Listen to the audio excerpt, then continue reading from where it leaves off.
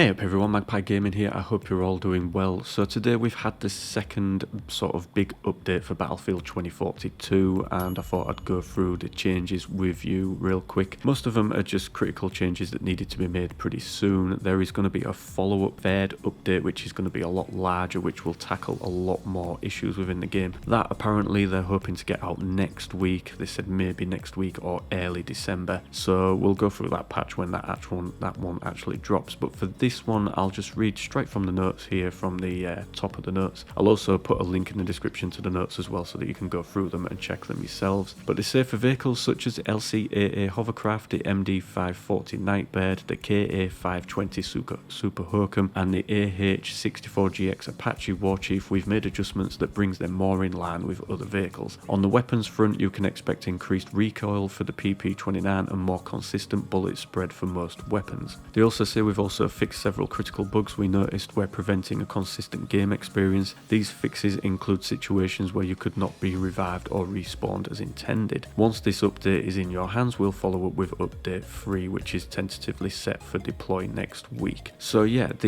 I think what they've changed with some of the vehicles is they've lowered the armor on them, so it makes them easier to take out, especially the hovercraft. They've changed the damage given by a lot of the weapons from these vehicles, so they're less damaging. They're not as OP as they was. And for the PP29, they've obviously increased the recoil on that because that was the go-to gun for a lot of people, and it was severely overpowered. I have been using it though since the patch earlier today, and it's still quite a high-powered gun. It is good to use, but there is noticeably a lot more recoil there with the gun. It is a lot harder to handle, especially at range. I think one of the issues with it was that it was taking out people from range, which really it shouldn't have been able to do as easy as it was. So that's now been added with a bit more recoil to combat that. So I'll go through the changes that they've got here, the fixes, changes and improvements. Bullet spread has been reduced on all weapons except shotguns. This should result in better accuracy during gameplay. Obviously increased vertical recoil on the PP29 to ensure that weapon does not overperform when engaging outside of its intended combat range. Resolved an issue where players who were killed close to obstacles such as walls or water were unable to be revived. This is one that I've experienced myself several occasions. You will die, your body sort of falls half into a wall and you're unable to be revived, so hopefully that has been fixed now. Resolved instances where players were stuck in a down state and unable to respawn. We've also introduced a hidden timer that will activate after 30 seconds of being in a down state that will force a redeploy should it be required. And they go on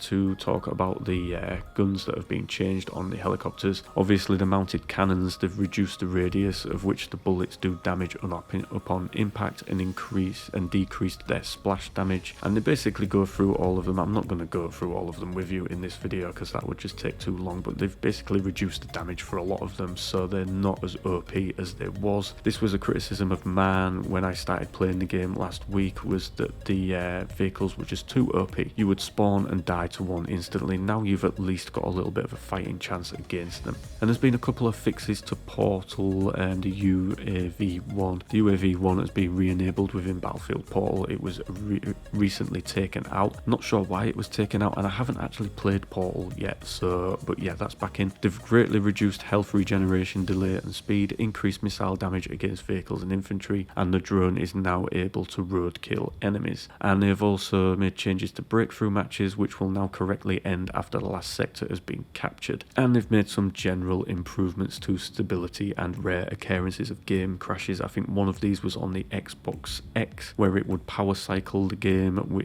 power cycle the console, which isn't ideal if you're trying to play the game, so hopefully that has been fixed as well. So yeah, it's just a quick update. I think it was 4.1 gig on the PC, so it's a fairly large one, but it fixes some of the main issues that we've had with the game, mainly with vehicles being OP and some weapons being OP as well. And we'll see what next week's patch brings. Now there are tentative patch notes out for next week's patch, but I'm not going to go into that in this video. I will do another video detailing that probably when the patch drops like this one has today. But yeah, let me know in the comment section down below if you've been playing and enjoying Battlefield. Obviously my channel is Escape from Tarkov orientated, but I do like a bit of Battlefield now and again. It's sort of a chill out game where you know you're not risking anything unless you're playing Hazard Zone, but it doesn't seem like anybody's playing that whatsoever. But yeah, good changes to the game, a good little raft of changes there, and yeah, I look forward to next week's and hopefully some stability improvements. I have noticed, especially on my PC rig, that it's very stuttery sometimes, especially if I enable the in-video overlay. For some reason that makes it stutter like mad, although recording the footage for this video was fine, so I don't know. But yeah, good changes. Let me know in the comment section down below what you think about these changes. As always, ladies and gentlemen, thank you very much for watching and listening. Don't forget to like, share and subscribe. That stuff helps me out a lot. Take care, and I will catch you in the next one.